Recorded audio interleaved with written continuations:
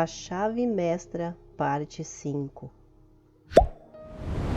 Depois de estudar esta parte atentamente, você verá que cada força, objeto ou fato imaginável é resultado da mente em ação. A mente em ação é pensamento e o pensamento é criativo. Atualmente, as pessoas pensam mais do que nunca. Portanto, esta é uma era criativa e o mundo está conferindo os maiores prêmios aos pensadores. A matéria não pode ser passiva e inerte. A mente é força, energia e poder. A mente molda e controla a matéria. Toda forma que a matéria assume é a expressão de algum pensamento pré-existente. Mas o pensamento não realiza transformações mágicas. Ele obedece às leis naturais, coloca em ação as forças naturais, libera energias naturais, manifesta-se na sua conduta e nas suas ações, e elas, por sua vez, reagem aos seus amigos e conhecidos, e por fim, a todo o seu ambiente. Você pode gerar pensamentos, e como pensamentos são criativos, você pode criar para si o que deseja. Pelo menos 90% da nossa vida mental é subconsciente. Então, os que não conseguem utilizar esse poder mental vivem com muitas limitações. O subconsciente pode resolver e resolverá qualquer problema para nós, se soubermos como orientá-lo. Os processos subconscientes estão sempre ativos. As únicas perguntas que ficam são: somos meros recebedores passivos dessa atividade ou podemos orientar conscientemente esse trabalho? Devemos ter a visão do destino pretendido e dos perigos a serem evitados ou simplesmente nos deixar levar livremente? Vimos que a mente permeia todas as partes do corpo físico e que sempre pode ser direcionada ou influenciada pela autoridade da parte objetiva ou mais dominante da mente. A mente que permeia o corpo é em grande parte resultado da hereditariedade, que por sua vez é simplesmente o resultado de todos os ambientes de todas as gerações anteriores nas forças da vida. São responsivas e estão em movimento contínuo. Entender esse fato nos permitirá usar nossa autoridade quando nos depararmos com a manifestação de algum traço de caráter indesejável. Podemos usar conscientemente todas as características desejáveis que herdamos e podemos reprimir aquelas indesejáveis e evitar que se manifestem. Repetindo, essa mente que permeia o nosso corpo físico não é só o resultado de tendências hereditárias, mas também o resultado dos ambientes domiciliar, social e profissional, nos quais milhares de impressões, ideias, preconceitos e pensamentos similares foram recebidos.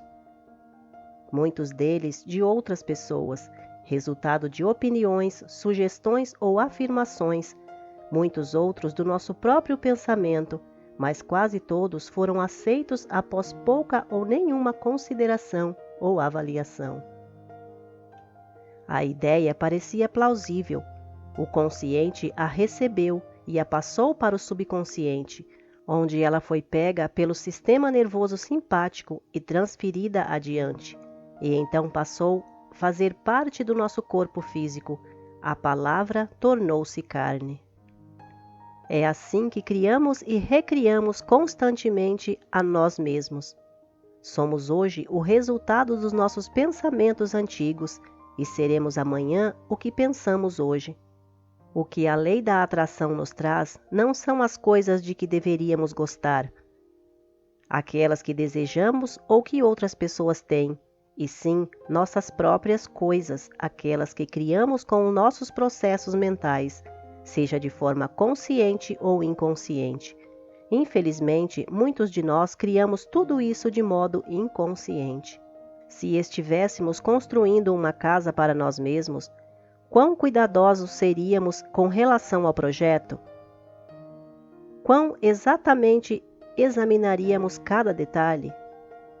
Não avaliaríamos o material e escolheríamos apenas o melhor de tudo? E ainda assim, por que somos descuidados com relação à construção do nosso lar mental, infinitamente mais importante do que qualquer lar físico, já que tudo o que pode entrar em nossas vidas depende da natureza do material utilizado e construção de nosso lar mental? Qual é a natureza desse material? Vimos que ele é resultado das impressões que acumulamos no passado e guardamos em nossa mente subconsciente. Se essas impressões foram de medo, preocupação, inquietação, ansiedade, se foram decepcionantes, negativas, duvidosas, então a textura do material que tecemos hoje será igual à do material negativo. Em vez de ter algum valor, esse material será embolorado e deteriorado, e apenas nos dará mais trabalho e causará mais inquietação e ansiedade. Estaremos sempre ocupados tentando remendar nosso material para que pareça pelo menos refinado. Mas se tivermos guardado apenas pensamentos corajosos, se tivermos sido otimistas e positivos e se tivermos descartado imediatamente qualquer tipo de pensamento negativo, se tivermos nos recusado a fazer qualquer coisa com ele, se tivermos nos recusado a nos associarmos a ele ou a nos identificar com ele, qual será o resultado? Nosso material mental será de melhor qualidade. Poderemos tecer qualquer tipo de material que quisermos. Poderemos usar a cor que desejarmos, pois sabemos que a textura é firme e o que o material é resistente, que não desbotará, e não teremos medo nem ansiedade com relação ao futuro, pois não haverá nada a esconder, nenhum remendo a ser disfarçado. Esses são fatos psicológicos. Não há teoria ou suposição com relação a esses processos mentais. Não há segredo, na verdade. Eles são tão simples que qualquer um consegue entendê-los.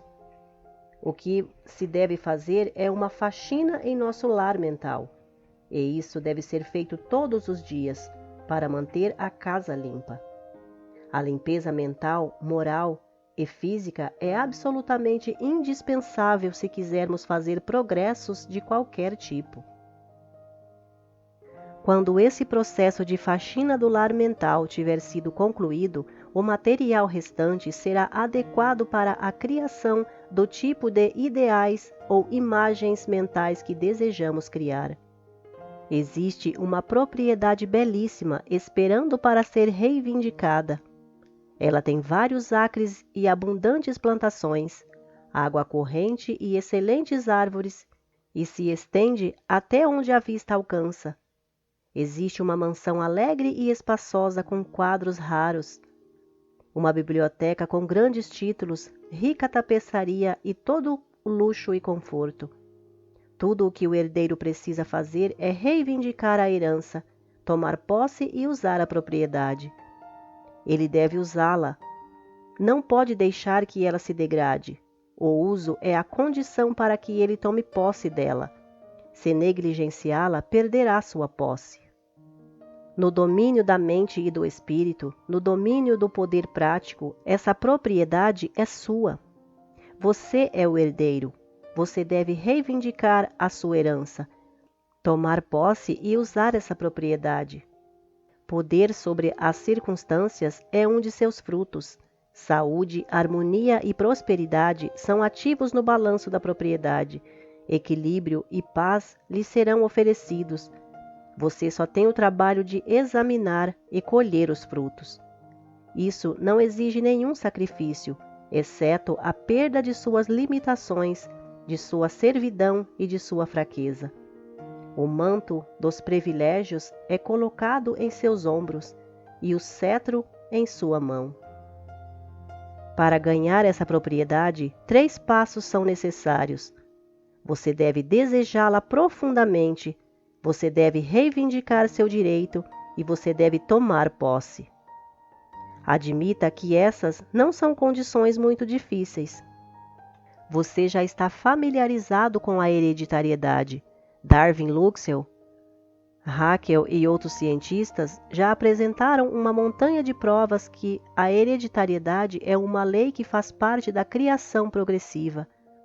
É a hereditariedade progressiva que dá aos seres humanos uma postura ereta, seu poder de movimento, seus órgãos digestivos, a circulação sanguínea, a força muscular, a força nervosa, a estrutura óssea e muitas outras faculdades no campo físico. Existem fatos ainda mais impressionantes com relação à hereditariedade da força mental. Todos constituem o que chamamos de herança humana. Mas há uma herança que os cientistas não descobriram. Ela é anterior e está por trás de todas as outras pesquisas, a ponto de esses cientistas jogarem as mãos para cima em desespero, dizendo que não conseguem explicar o que veem. Essa herança divina é concentrada em toda parte.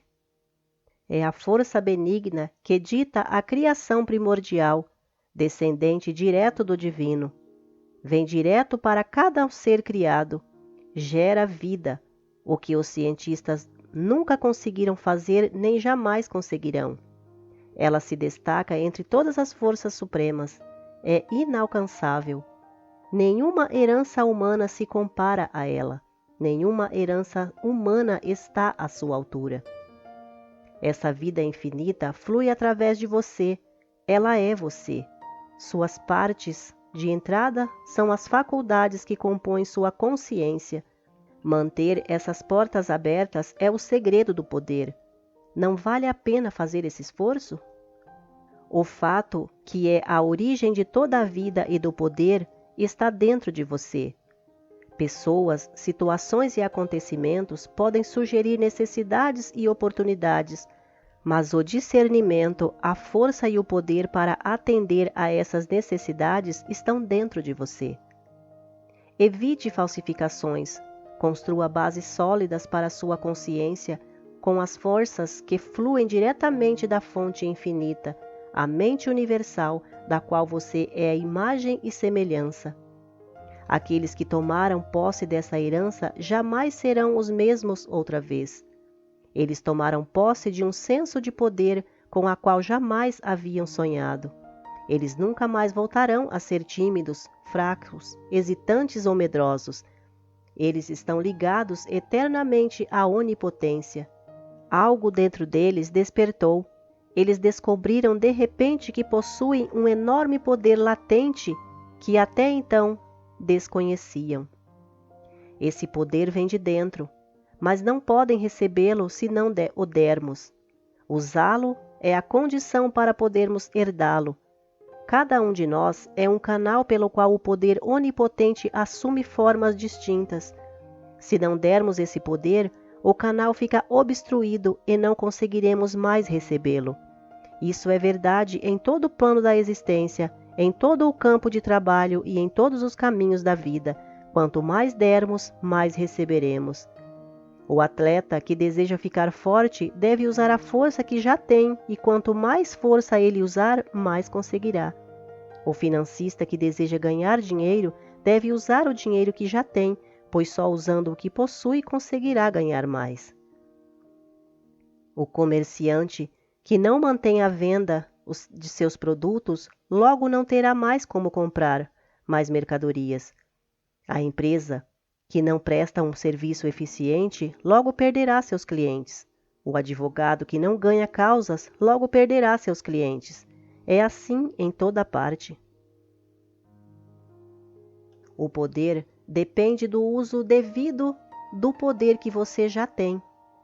O que é verdade em qualquer ramo de negócio, em qualquer experiência de vida, é a verdade do poder do qual resulta qualquer outro poder conhecido entre os seres humanos, o poder espiritual. Tire o espírito e o que resta? Nada. Se o espírito é tudo que existe, do reconhecimento desse fato dependerá a capacidade de demonstrar todo o poder, seja ele físico, mental ou espiritual.